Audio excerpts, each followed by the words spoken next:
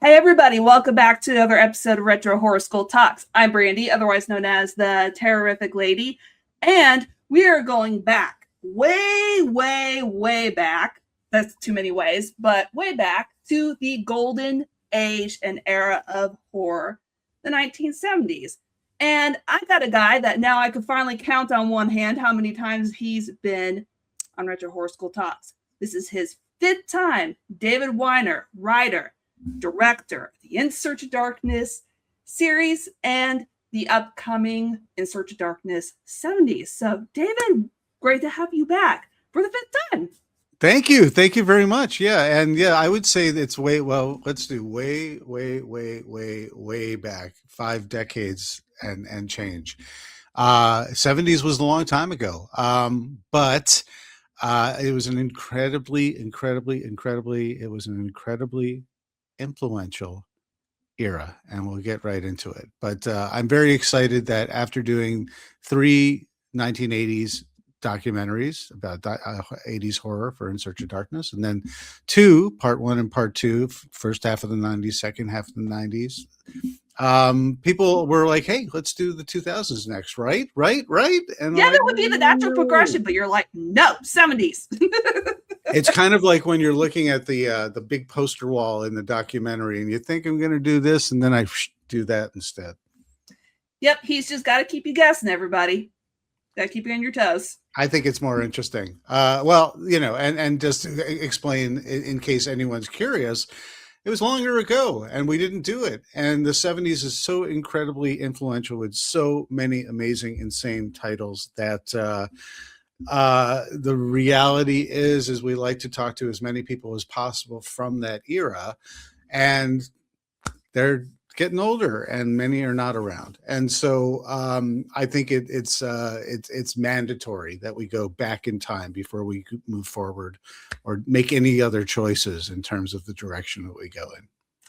Definitely understandable. Now, as you say, for those back in the corner who has no idea what In Search of Darkness is, they're stumbling across this video for the first time. Give a little bit of an overview of what In Search of Darkness is. In Search of Darkness is a series now of long-form documentaries that talk all about an era in horror filmmaking. We also include television as well. We didn't at first, but now we do. And what we do is we get people who are in front of the camera, behind the camera, experts, authors, well-known folks who have an affinity for horror and love to talk about it. And it's a big celebration. And what we do is we go throughout the decade. We go each year, curate a number of titles. In between each year, a larger context chapter to give some understanding of what the decade was offering, what film was reflecting, what horror was reflecting in terms of what was going on in real life, socio-political arenas and the zeitgeist and pop culture. And it's all a big puzzle that we put together, and it moves fast, and it's long form because there's so much that we chew on that they average 4 or 5. We got up to 6 hours. We're still going to go a nice long time for this one as well. And there's so much to choose from in the 70s. That has been the hardest thing for me, is encapsulating it and taking a swath and cross section and choosing and curating all these movies that we're going to cover each year, and the larger context chapters too. There's just so much going on. And so that's, listen, I could have worse problems, but that's my current struggle is, I'm over that struggle now because I've already made my decision. But that was probably the biggest thing that was difficult for me getting into this decade. It's like, oh my gosh, I have to choose from 70s horror movies. A lot of them. What a nightmare. Well, that's the thing is I love watching all these movies, and I grew up in the 70s. I was a 70s kid, so I grew up I was born in 68. I grew up as a kid in the 70s, and then teen in the 80s, and started my career in the entertainment industry in the 90s. And so you think I really remember like practically everything from my childhood. I soaked it all up. I was fortunate to have a very happy childhood and parents who were very willing to let me watch way too much television and go to see movies and things like that. But when I look back on it, I'm like, yeah, I know it all about the 70s, but that's not the case at all when you're 12, you're zero, you're 2 to 11, essentially, in that age range. And so I was realizing there's so many titles that I'd heard of but never seen. There's so many titles that I'd never heard of, but I saw it, but it was a different title. And so I didn't realize I'd seen it. Plus so many international titles that just never made their way we didn't have the video store to go to in the 70s. And so, yes, in the 80s, I played catch up with a lot of great 70s horror, but there's also a million amazing movies in the 80s just coming your way. And so it's really a grab bag of all sorts of exploitation films, very cinematic films, carryovers from the 60s, where it's a lot of Hammer horror and Amicus and that sort of style of horror, gothic horror and things like that. But you got all the new stuff, the indie stuff, the studio stuff. I just feel like all I'm doing is talking because this becomes a giant listicle of there's so much to chew on. Have you gotten the message that there's so much to choose from? It's kind of difficult, but it's kind of a fun process too. And besides the fact that the 70s is considered the golden age of horror, what made you decide that you love the 70s? You were a kid in the 70s. Yeah. Grew up with all that horror. What made you decide that, hey, the 70s just deserves its time in the spotlight now? Well, it's sort of twofold. For the reason I mentioned earlier, we felt we should go backwards before we go forwards. I personally connect with this. I thought it was the 80s that I connected with the most, but it's really the 70s because, again, this happy childhood that I had. That's where I was my formative years reading Famous Monsters of Filmland magazine, watching movies on television, going to see movies at I wouldn't say the drive-in because we didn't have a drive-in nearby, but we had this 99-cent theater where I saw every movie that came. Every week there would be a movie that would come through to this theater after it made the rounds in regular theaters. So we'd get the dirty, dusty, scratchy print, and then it would just disappear. And if I hadn't caught it then I'd have to wait for it to hit TV. So I'd watch the network debut of The Exorcist or The Omen or, Halloween, even though that was in the early 80s when they had the network debut. I watched the 4:30 movie, which was every couple weeks they'd have a themed week, and whether it was Monster Week, Planet of the Apes Week, Edgar Allan Poe Week, Vincent Price Week, there were all these insane, amazing things. And so, and going to the library when I was a kid, my mom would just drop me off and they would show movies there, and a lot of them were monster movies and Abbott and Costello Meet Frankenstein and things like that. So fundamentally, this is an era that I connected with. I really connect with because I connected with it as a kid. I learned all I could.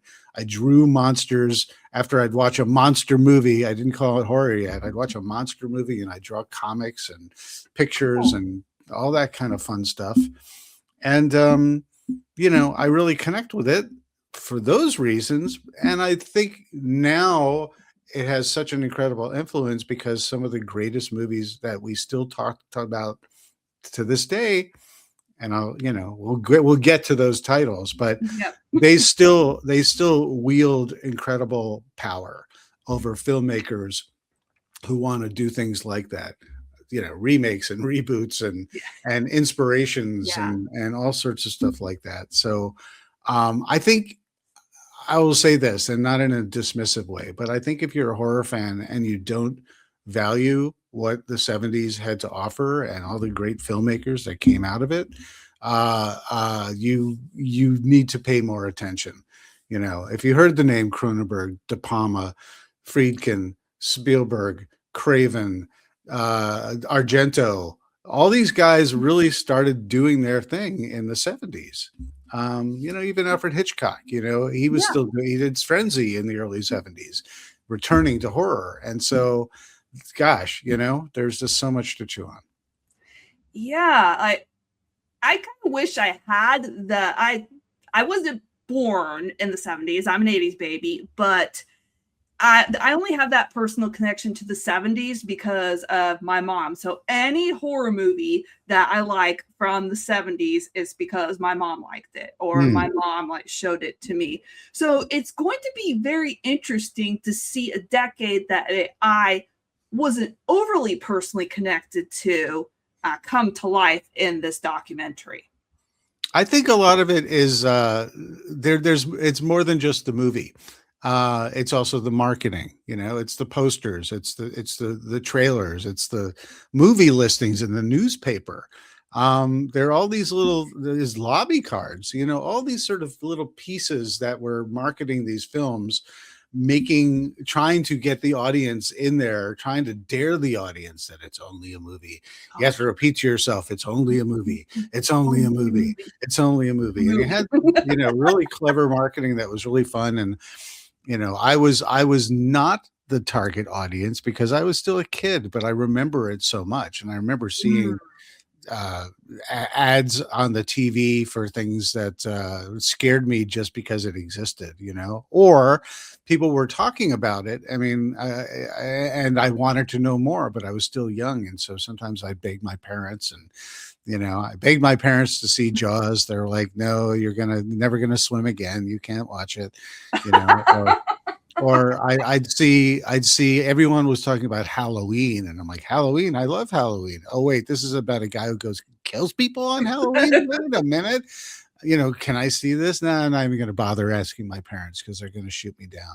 But I'd want to try and find out as much as I could, and so there are all sorts of titles that you could just mention where they were in my purview, and by the time you were getting to the late 70s, a lot of this stuff was funneling its way through television and repeats and in syndication and creature features on Friday night where the hand, you got to look it up. In New York, I grew up in the tri-state area in New York, and I can't remember if it was Friday or Saturday night. They had Chiller Theater.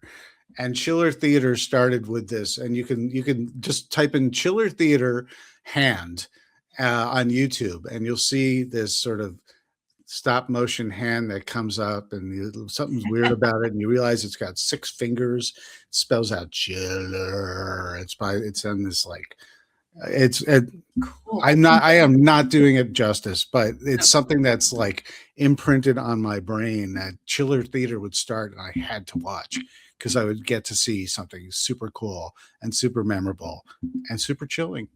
Yeah.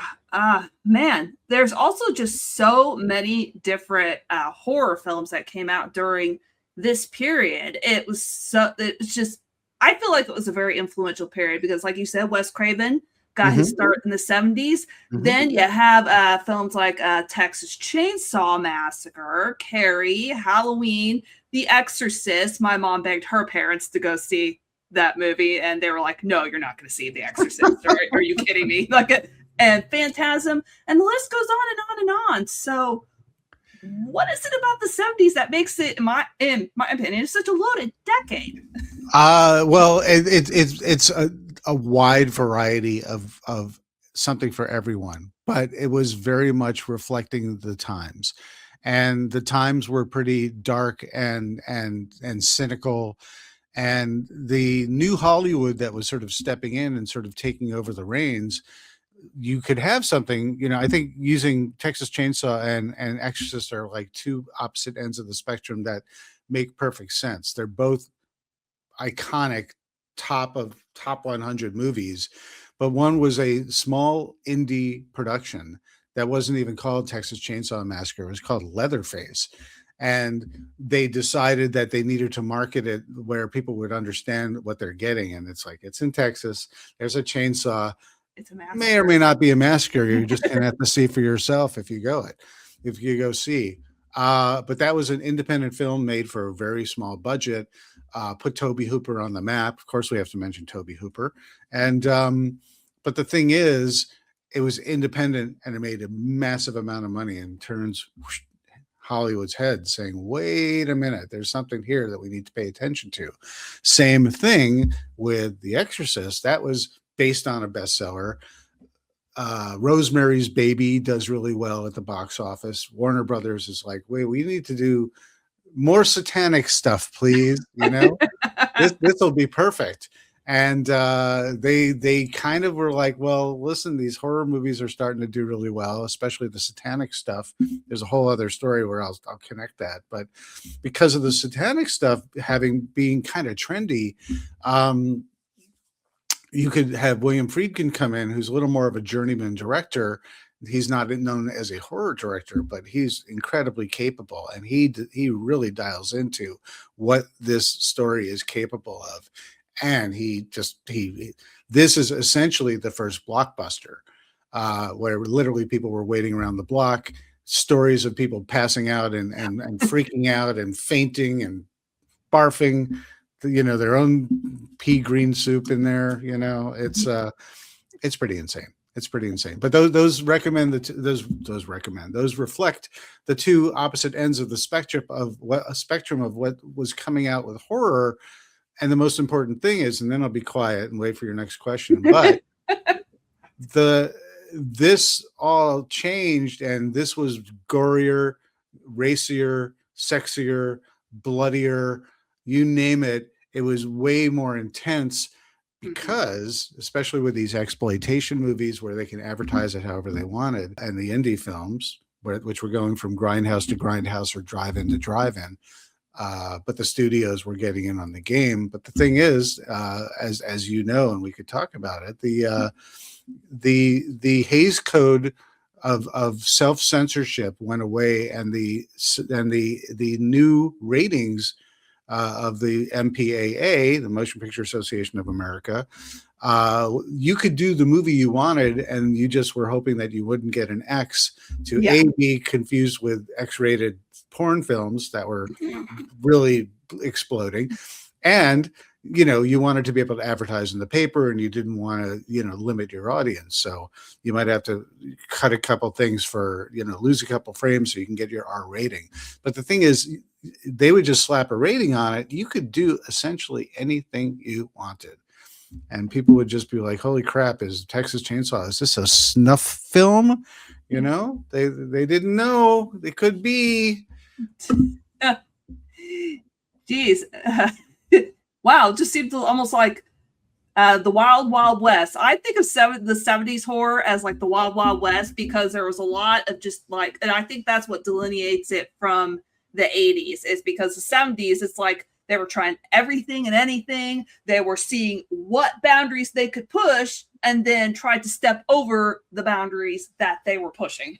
Absolutely. Like even like Hammer Horror, what they wanted to compete because everyone had nudity and more sexually explicit things, and the gore, the gore was more realistic. And so like Hammer Horror, they're like, "All right, we got to get people more naked and have more violent confrontations with Dracula." Because it's not the 60s anymore. We got to up our game. And it was very much like that. And I think it goes without saying that this is also a reflection of the times, with whether it's the end of Vietnam, the post-Vietnam era. You've got Watergate, you've got all these conspiracies, you've got the 1973 oil crisis, and everyone's lining up in their cars. You have problems with the whole inflation and all that kind of stuff like that, reflected in mainstream movies, anti-heroes in Taxi Driver and Dog Day Afternoon, and Network, where everyone's mad as hell and they're not going to take it anymore.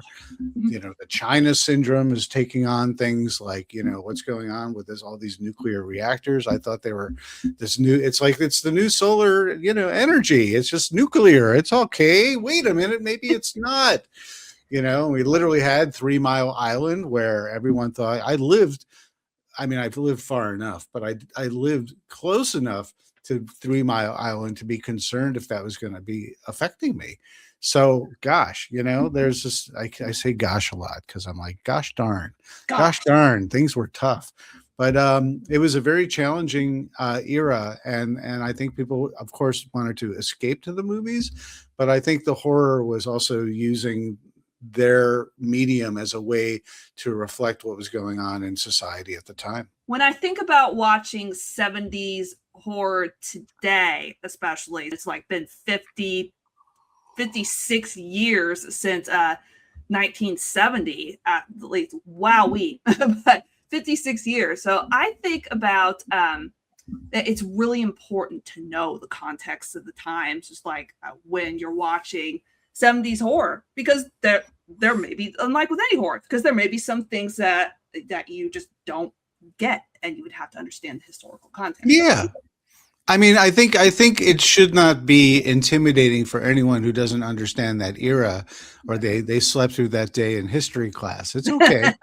These movies are just entertaining for entertainment's sake. And what we like to do with all the In Search of Darkness movies, and we will do again for In Search of Darkness 70s, is we reflect, we celebrate, and we recontextualize. And when I say recontextualize, that's just, from a contemporary lens, we look back at these movies that may or may not be PC anymore, but they were a product of their time. And that's part of the discussion. And so you could talk about these things. I mean, there were all these, there was an abundance of rape revenge subgenre films that some people might find incredibly distasteful and wonder why there were so many. But they'll also be like, listen, I love Wes Craven. We got to see Last House on the Left. Well, what is that? That's a rape revenge movie. Or I Spit on Your Grave. People are like, oh, everyone says that's great. That was a lot of horror fans want to see that. And I myself was just like, have you really seen that movie? Because that's quite intense in terms of what happens to the main female character before she gets her revenge. And so, these are things that are maybe, and forgive my choice of words, but maybe it's a little cartoonish in terms of the way these terrible real life things were depicted. So it's more of just sort of the vibe of the era and the filmmaking of the era, but you can't dress it up too much. It's still what the story is about. So, but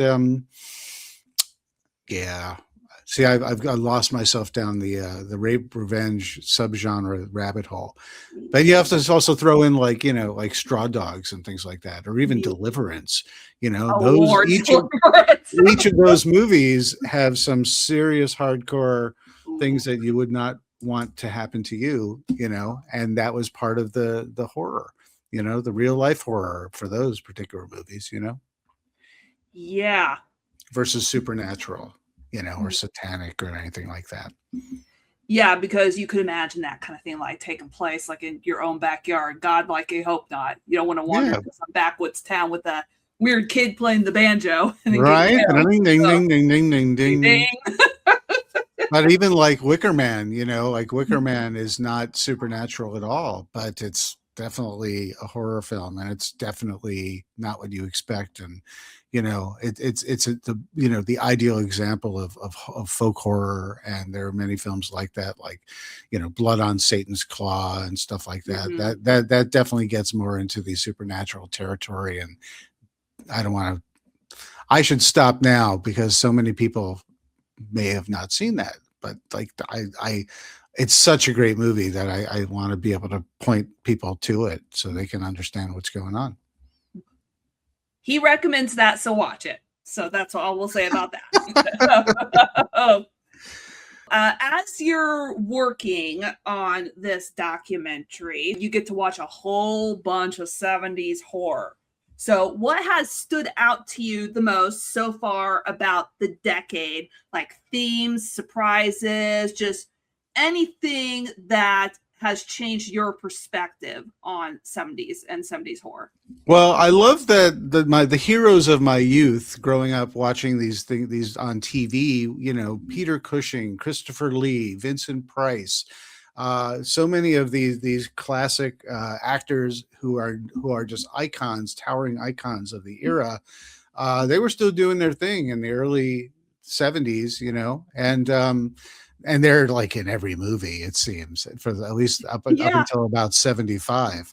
I mean, I remember when I saw Star Wars and I didn't recognize anyone, not even Alec Guinness. But then Tarkin shows up and I'm like, ooh, it's Peter Cushing. I know him, you know. What great casting. He's perfect as the evil, Governor Tarkin. Anyway, I digress. Um there's themes and you can talk about everything from the satanic stuff, which I mentioned earlier. So there was a whole thing where the Church of Satan and the Satanic Bible, that was like part of pop culture. The guy who started that, Anton LaVey, I think in the wake of the Manson murders and cults and things like that, that was becoming pervasive in the films. And so, just making sure that I'm not frozen here. Am I here? Did you catch Yes, all of it? All right. yes, yes. I was just All like, right. It's all right. I'm here. Satanism. I think even though we froze, it carries it, right? I think. Yeah, it's Okay. Satanism, and the Yeah. occult stopped Yeah, our Satan podcast. cults members. There's a whole. It was part of pop culture, and really, God versus the devil was something that people were really obsessed with, and people who didn't, they didn't clutch their pearls when their religion was questioned or Satan was prayed to, Church of Satan and that kind of stuff like that. They're just like, ooh, there's rituals and sexuality and all sorts of perverse stuff that, I get to see in the movies, which is pretty fun and stuff like that. So that was a big thing. And, Satan and celluloid was huge during the 70s, but you also had like echo horror, nature versus man and mankind. Jaws was the big deal, but it all kind of starts with the birds, So when the birds are attacking us and trying to kill us for no good reason, it really takes off in the 70s with movies like, Empire of the Ants and Kingdom of the Spiders, and Jaws, of course, changes the game. And so whether you have piranha, tentacles, a bunch of shark knockoff movies, or you have Grizzly, which is essentially Jaws on land, or you have The Car, which is a combination of like, satanic vehicle that's kind of like Jaws on land, and it's kind of like Duel, Steven Spielberg's Duel, which was a TV movie. People were sort of hybridizing these things. You've got Food of the Gods, you've got Day of the Animals, all sorts of things where, Squirm and Frogs. I could just keep on going on and on and on. It's like, it was ridiculous in the most fun and entertaining way possible. And some of these were really great. Some of these were incredibly goofy. Night of the Lepus, I'm talking up to you, like, oh, we'll have giant bunnies invade the town. Well, how are we going to do that? Well, we'll just make a miniature town and we'll film bunnies in slow motion. Duh, Oh, it's great. It's so wonderfully not good that rarely do I say is a movie is bad, because we all love them for different reasons. Right. But Night of the Lepus is a class all its own. But yeah, you have like, remember Willard and Ben, where you have the rats that befriend Willard and then befriend the young boy, and then they destroy everything and, wreak havoc. And, I'm all tangential now. Ben had a song at the tail end by Michael Jackson about Ben. So if you've ever heard the Michael Jackson song Ben, Yep. it's this beautiful ballad. He sings it so beautifully. Well, that's about a killer rat and all his friends trying to, kill everyone in the town. Yep. Now No exaggeration. Yeah. Now we all know the context behind it. This just completely changes everything. Like, let's sell the movie with a Michael Jackson single. It's like, who knew? But yeah, so multiple themes. I mean, you name it. Telekinetic themes. Carrie comes out, and then everyone wants some telekinesis in their movies.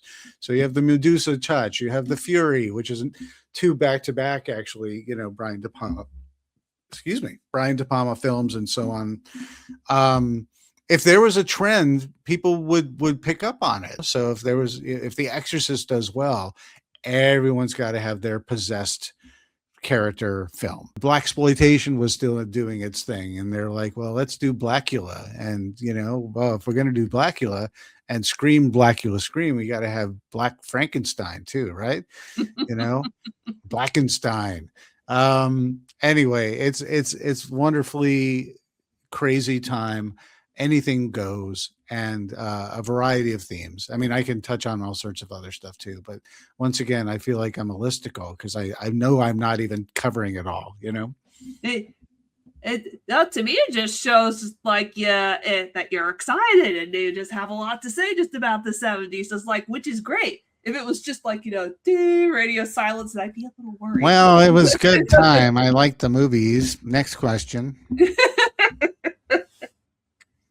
So when it comes to also the framing of the era, the 1970s, have you found any misconceptions that people may have about 70s horror, or any misunderstandings that they feel like, oh, well, the era is just all this, I don't need to watch 70s horror? It's a really hard one to pinpoint, but the word that comes up a lot is gritty. It was a gritty era, gritty filmmaking.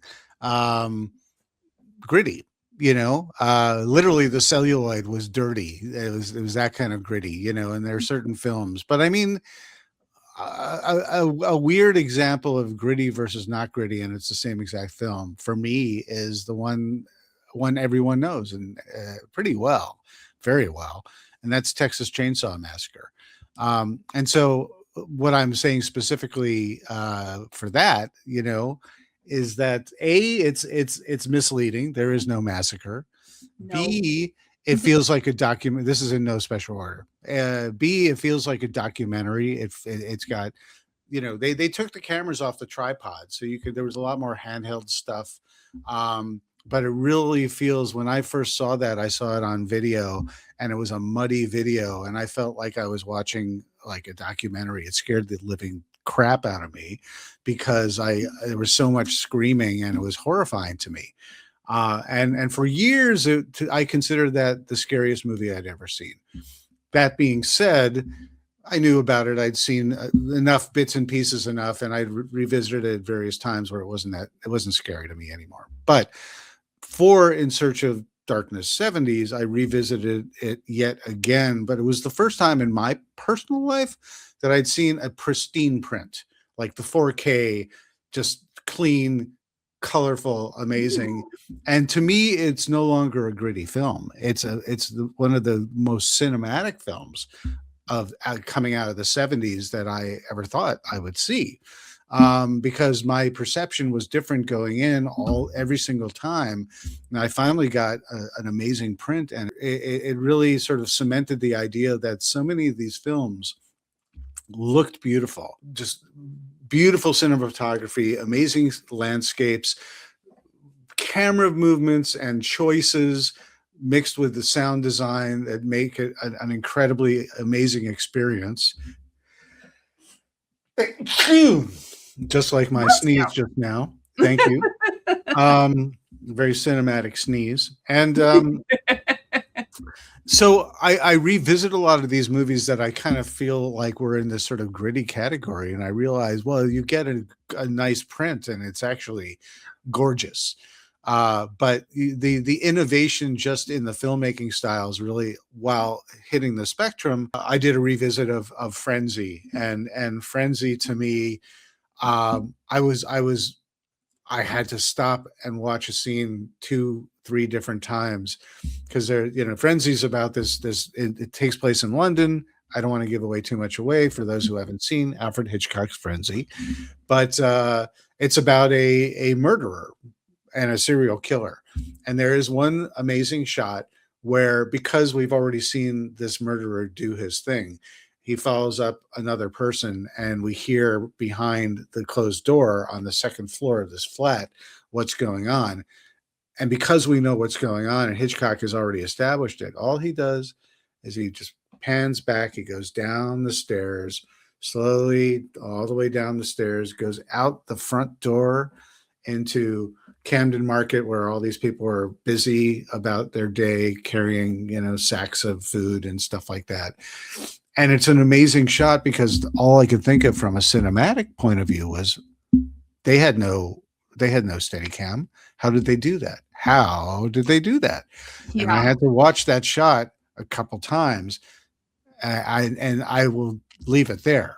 I won't, because you got to see this movie and figure out how they do it themselves. It's not that hard. If upon close inspection, you'll see what the trick and the tricks are. But to me, I so enjoyed just that moment. I was just like, how cool is that?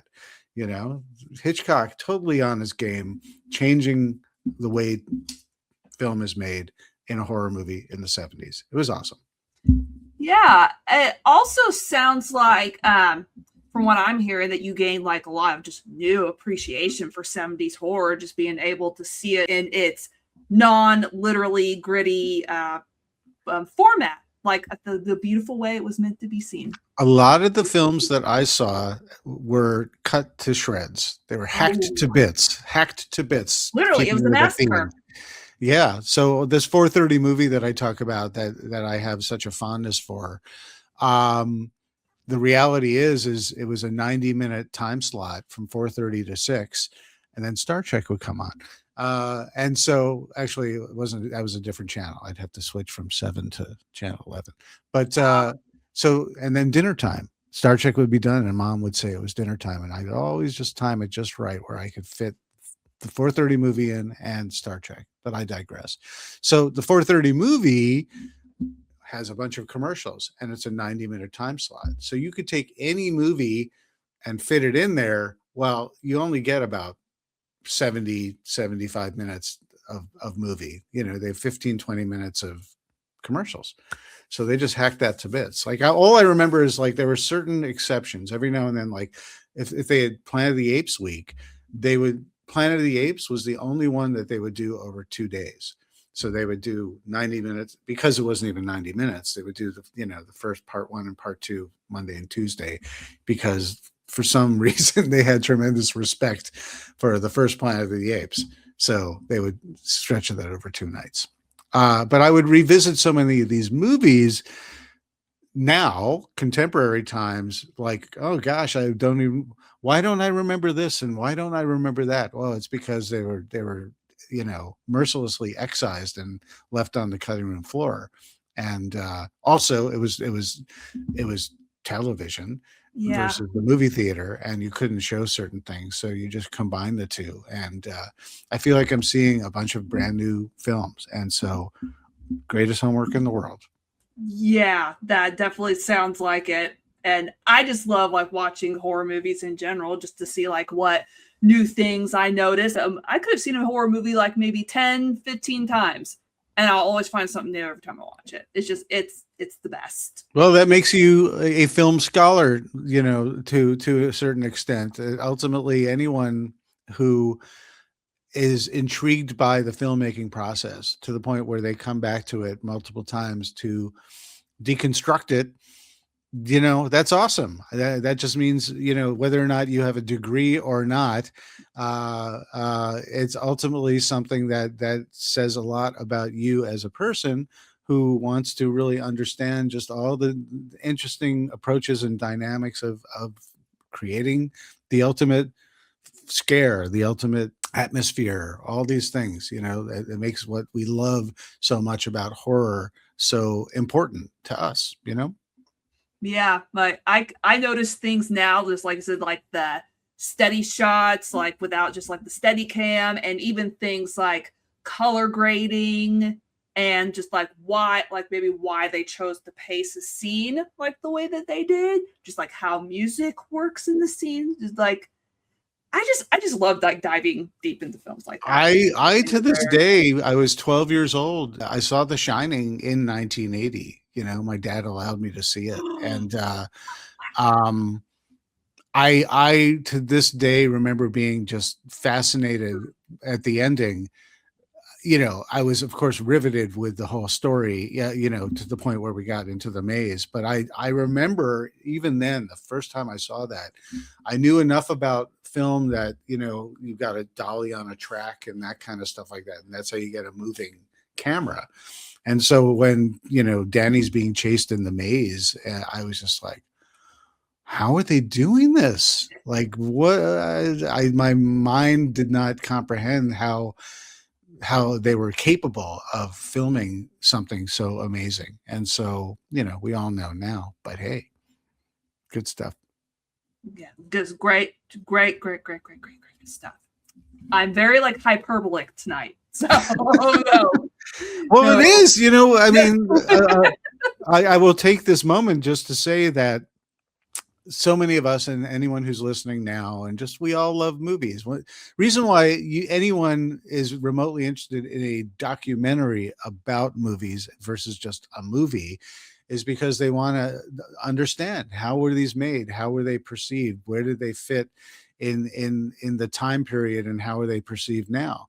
And we all want to feed our minds with all this interesting information because we're ravenous to know more.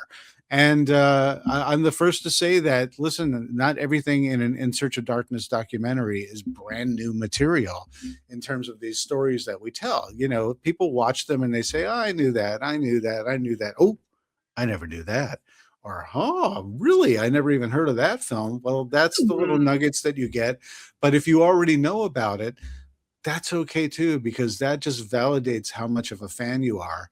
And you already know this information. Well, there are plenty of people who don't. You do. Good on you. I mean, that's all I could say. Okay. Now, before we get to the fun part that I do near the end of every show, so because you've been on here like 4 times before, go back to the 70s. So actually, kind of like, I want to say, imagine you're in the 70s, but imagine you're in the 70s. Well, I can, because I was there. Yes, I was there. But imagine that you're in the 70s and you're sitting in a packed house on the opening night for one 70s film. Oh. What film would it be? It would have to be the one that people jump and freak out, and and I'm incapable of one answer. So it would probably have to be The Exorcist. I mean, I think The Exorcist really just is shocking, but also Alien as well. Here's my Alien story, and of course the chest burster and everything like that. But here's the thing about Alien. I was old enough in my mind to see Alien. I knew all about Alien. I had the novel. I had the heavy metal comic book adaptation. I had a photo novel. I had a making of, and that 99-cent theater. It finally came to that 99-cent theater after playing in the regular theaters, and I begged and pleaded my mom, and my mom said, No, you'll get 99. Please, you don't understand. It's not scary to me. I know everything about it. There's no way I could be scared. No. And sorry, so Dave. I never got to see it in the movie theater until couple of years later. But so I remember the first time, actually, I went, I think it was in college, that there was a screening of Alien where I finally was like, I get to see it on the big screen. And by that time I was in film school, but it's almost like I didn't have the same experience because I knew everything about it. And now I'm really thinking about, I don't even know. So I'm just thinking out loud and no one's going to be interested. But I can't remember if I saw Alien or Aliens on the big screen first. I know that I'd seen Alien definitely on VHS. But I don't recall if I saw it on the big screen before or after Aliens. Anyway, that's an arbitrary thing that only I care about. But doesn't matter. I've seen them so many times on the big screen now and remain my favorites, and so there you go. So see, I'm incapable of a short answer, but the coda to that, you can't go. I've shared this story, but I think it's a fun one, and that's, so the week after it's gone, from my 99-cent theater, my dad just happens to say, David, would you want to see that Alien movie? And I was like, no. Dad, you asked me a week ago. No, it's gone forever. It'll never be ever be No. seen again. So I had to get over that trauma. But the movie that was playing the following week was John Badham's Dracula, starring Frank Langella. Ooh. And it was the first rated R movie that I got to see. My dad took me. It was just the two of us. While we were watching John Badham's Dracula, which is really, really good, and I highly recommend it. My mom and my sister, they went to the Fine Arts Theater, like the next town, to see Peppermint Soda, like a French film or something like that. I don't know. I should look it up. I don't know what the origin is, but sort of a coming of age drama or dramedy. Oh, okay. Either way, that movie was really great, and I have very, very happy memories based on that. Having seen, also my mom took me to, it was either Broadway or off Broadway. Before Dracula came out, they had Edward Gorey's Dracula on stage. So it was Dracula, but it was kind of tongue in cheek. It had a lot of, it wasn't a comedy, but it had lots of comedic moments to sort of break the tension. And all the sets were designed and painted and laid out by Edward Gorey. And if you don't know who Edward Gorey is, look him up, Gorey. You'll recognize him. You're like, oh, that guy, the Gashly Crumb Tinies, that guy. And the guy who was starring as Dracula when I saw it was Frank Langella. So I felt the connection where I was just like, oh, I know Frank Langella and I love Dracula. This will be awesome. And that ended up being sort of the cap to my decade with one of my most indelible film going experiences. So it's happy, happy memories for me. It also sounds like you just like Dracula, because it sounds like you've seen a lot of Dracula. I've never heard of Dracula. Is he the guy with the bolts and the stitches? I don't know. Yeah, he's that guy. I don't know. Yeah. I mean, this is a genuine question. It's rhetorical. Who doesn't like Dracula? Yeah. He's such an iconic character. And he could be romantic and he could be evil. And in the 70s, you had lots of Christopher Lee Dracula. You had lots of vampires that were, like, we can't do so many Draculas, so let's do Count Yorga. Let's do, a variety of millions of different vampire movies. Blackula, like I mentioned. Mm-hmm. But at the end of the decade, they kind of came back to the pining for his love Dracula with John Badham's Dracula, but they also redid Werner Herzog did Nosferatu the Vampire, with Klaus Kinski. So it's kind of, the pendulum's always kind of swinging back and forth. Filmmakers ultimately want to come back to the classics in one way, shape, or form. So lots to chew on in the 70s. Yeah. Yep. I read Dracula when I was 17 for fun. So I legit. For fun. Well, I read the Amityville Horror when I was in 4th grade for fun, and I shouldn't have, because it scared the crap out of me. My mom got to read The Exorcist because of her grandma. Because her grandma was like, okay, I'm going to buy the book. We're going to have to keep it over here at my place, but you can read it anytime you come over. So that's how she got to you had a very cool grandma. Yeah. My grandma, I played the Rocky Horror Picture Show soundtrack for my grandmother, because I really liked the soundtrack, and I hadn't even seen the movie yet, but I knew the time warp, and so I got the album, and I knew every show, and so I to this day crack up because I was sitting there with my grandmother. My grandmother's listening. I'm like, this is a great song, and it's like, touch it, touch it, touch it, touch me. I want to be dirty.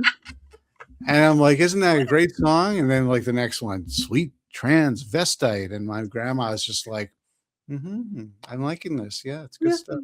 Yeah, I'm down. Did not seem phased either. She didn't know what these songs were about either, or she's just like, well, thank goodness this little kid doesn't know what he's talking about. So anyway, good memories all around from the 70s for me. Now I'm going to give you a horror hall pass. So this is our fun segment that I do differently for every guest coming on, depending on their area of expertise. So it's going to be a bunch of 70s stuff. Okay. I'm going to give you pairs. You're going to choose one thing from the pairs that I give you. This is cruel and unusual punishment, and I will do my best. Yeah, because he can never pick just one. So that's why I'm doing this. Okay. So, The Exorcist or Halloween? The Exorcist was scary. Well, no, they were both scary to me. I would say Halloween means more to me. I'll choose Halloween because Halloween made me really want to deconstruct movies as to why they were scary. So The Exorcist was just scary. Halloween was scary, but I said, I want to figure this out. So that's kind of the nutshell version of why I would choose one versus the other. Okay.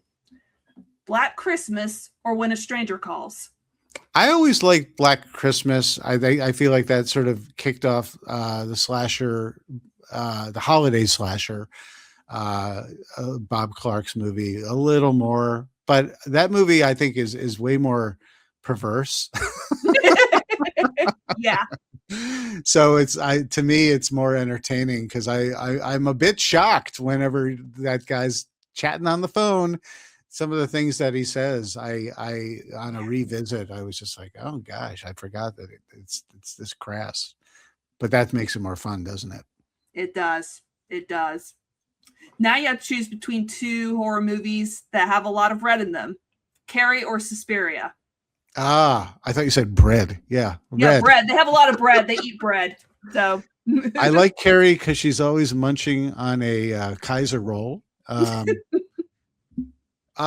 Suspiria looks amazing, but Carrie, I've always connected with Carrie and her plight, and I love Stephen King. It's the first Stephen King book I ever read, to the point where I read that I had heard about, I knew about the movie, and I heard Stephen King is a great writer. And I remember I was in the school library in high school and I found Carrie. And so I cracked open the first page just to see what it was like. And I no exaggeration, I read another page. I sat down, I read half the book sitting right there. No exaggeration. Yeah. So the story means a lot to me. And so I will pick Carrie. Okay. Dawn of the Dead or Texas Chainsaw Massacre? Well, Dawn of the Dead was always cooler to me. Texas Chainsaw Massacre always scared me. So I'm going to go with Dawn of the Dead. But my respect for Texas Chainsaw, as I mentioned earlier, evolved to the point where I hold that movie in much higher regard. I never held it in low regard. But in terms of my personal connection with it, I really like that movie way more now than when I was afraid of it. Donald Pleasance or Christopher Lee? Oh, that's sort of like first half of the tail end of the 60s. I'm struggling. Yeah. I mean, Donald Pleasance is, of course, connected with I'm not going to choose, but I'm going to say what they mean to me. Okay. This is the first moment where I will accept. Like I said, it's cruel and unusual punishment. So Christopher Lee is my childhood of watching monster movies.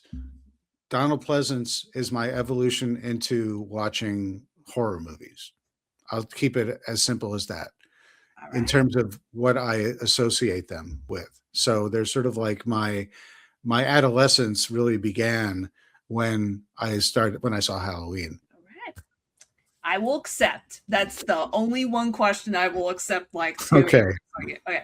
And the last of your cruel and unusual punishment questions. In a horror movie, in just any horror movie, let's just throw that there. Practical effects or atmosphere? When talking about, I used to watch I want to choose for you because you're making me choose. But even that's really hard. I'm terrible, I know. Yesterday would have been practical effects, but today it's more the cinematic elements of 70s horror that I'm really noting and appreciating a lot more. I've seen my share of practical effects, and I love them. And sometimes they're great, sometimes they're not. That's irrelevant. We all love when the monster shows up, or the creature, or the whatever we see. But uh, I did not, until arguably consciously, do In Search of Darkness 70s, until I started this project, did I really come to welcome the cinematic elements of the 70s as much as later decades. Very good answers. Hope they weren't too unusually cruel or punishing. They were painful. Oh man, I'm sorry. That's I'm just not you know, the quiz was painful. Everything else was great. yeah. Oh God, she's painful. Like I don't want to ever. If it was that painful, I'd be like, sorry, I'm away on vacation. All right. So, as they say, all good things must come to an end. We could probably gab for like hours about 70s and stuff like that if we wanted to. But I want to thank you, David, once again, for finding it in your heart to come on Retro Horror School Talks for the fifth time to talk about 70s. Who's counting? Who's counting? Yeah, I am. I'm like very weird just about numbers and consecutive sequences and things like that. I don't know. Well, I enjoy your enthusiasm, and I enjoy coming back to your program, show, podcast, YouTube, whatever the kids call them these days, because you always have wonderful questions, and you're very knowledgeable. But I love, maybe above all, I just love your enthusiasm for all this stuff, and so that's encouragement for me to be like, oh, Brandy, yeah, of course I'll come back and talk to Brandy. Well, the terrorific lady. Yes, you're gonna make me blush now. Woo!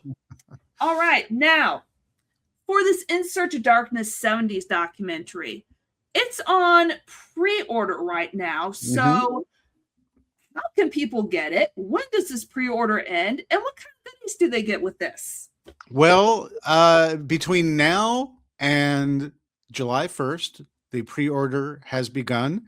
You go to insearchofdarkness.com, and all the information you need about all the cool bells and whistles are on there. But the things that are different this time, and you get all the cool stuff, like your name in the credits opposite really famous horror icons, and you get to sort of have the knowledge that you helped this across the line and are part of horror history by having your name etched in the credits and a awesome Blu-ray to put on your shelf. Now, with that Blu-ray, this time around, we're doing something entirely different. You're talking about this sort of cinematic appreciation. We wanted to make this a more upscale special package. And so with every In Search of Darkness Blu-ray, you also get an 80-page companion book that's going to be all about 70s horror.